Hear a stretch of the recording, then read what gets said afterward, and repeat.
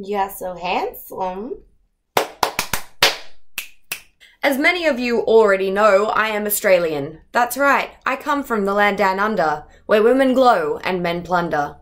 I don't know what that means either. Now, even though I am true blue, fair dinkum Aussie, a lot of people have been confused by my accent, thinking that I am European of some sort. Some people say I have a British accent.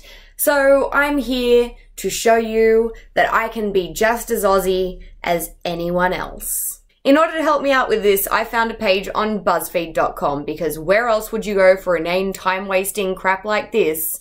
Full of sentences that are apparently the most Australian. One of these sentences is, "Can you pull into the servo for a sec? I gotta grab a sausage roll." Now there is something a little bit wrong with this sentence. A servo is short for a service station, which Americans know as a gas station.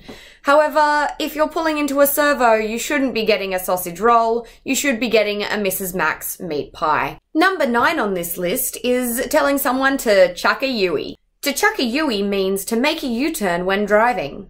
Number 11 on this list is, "Let me just whack on my trackey-dacks and I'll come with." This sentence is referring to tracksuit pants, which are sweatpants essentially, and if you wear them in public, you are a giant dag. Now, number 28 on this list is not something that I ever realised was very Australian until my family moved to America and told me that this is something that no one seems to understand.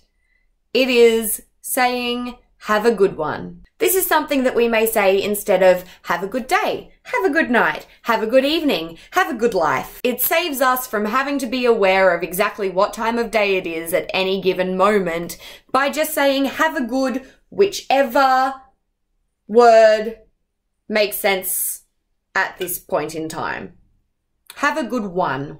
Number 23 is, "Think I'll just chuck a sickie." To chuck a sickie means to take a sick day off work, whether you are actually sick or you're just pretending to be sick so that you can be the only person at event cinemas watching Blade Runner, which is what I'm about to do. Number 24 is, "Mate, he lives out in Woop-Woop." I personally don't use the term Woop-Woop, I use something a little more vulgar.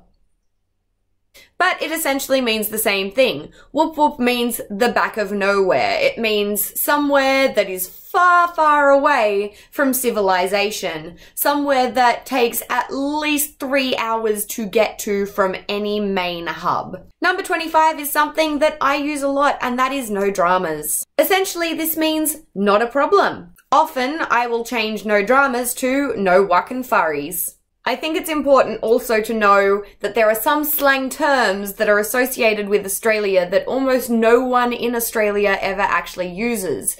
These are terms like g'day. The only time I have ever said g'day is when I am overseas and want people to know immediately that I'm Australian and not English.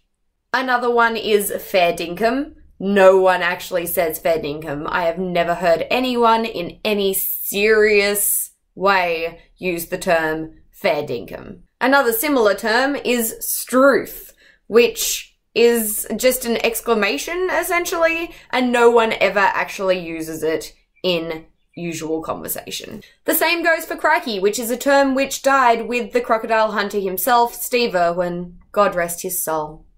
We Australians are generally a positive people though, so some terms that you will likely come across in everyday conversation are things like heaps good, which means really good, and fully sick, which also means really good. Another similar phrase is she'll be right, which means it's gonna be okay. Who is she? Whatever you're referring to in this instance. I want to leave you with this though.